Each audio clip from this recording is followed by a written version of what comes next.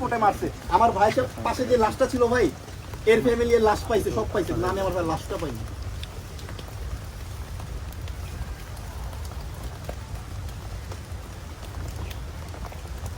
আমি আমার ভাইয়ের লাশটা পাইনি ভাই, এটা আমার সারা জীবনের আফসোস। মৃত্যু আগ পর্যন্ত মানে বললাম যে খুনি হাসিনা আমাদের এমন কষ্ট দিয়ে গেছে ভাই, মৃত্যু পর্যন্ত আমি তো ভাই ছেলে মানুষ, আমি তো কাঁদতে পারি না ভাই। আমার মার চোখে পানি আপনি সহ্য করতে পারবেন?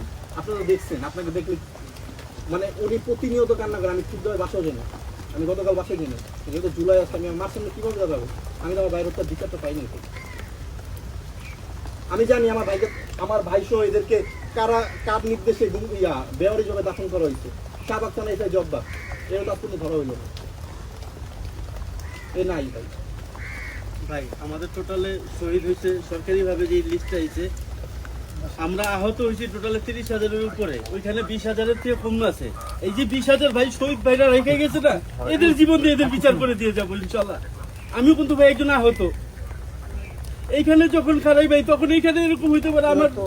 আমার কিন্তু ভাই আমার তো আমি জাগাইতে পারি না, এমন হইতে পারতো ভাই এখানে আমি বেওয়ারিশ লাশ হিসাবে থাকতে পারতাম।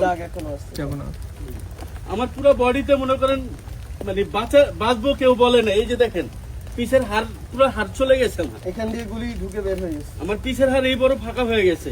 তো এই যে ভাইগুলারে রেখে গেছে না ভাই, এই বিচার আজকেও কালকেও বুঝে বলি না, এই বাংলাদেশের রাজনীতি গন্ত এরকম সাজ্জিদ হাসান ভাইদের মতন যারা তরুণ সমাজ এই রাজনীতিতে আসবে, তখন যে এই দিন একদিন ফিরবে ভাই, এতটুকু বিশ্বাস নিয়ে আমাদের বাঁচতে হবে।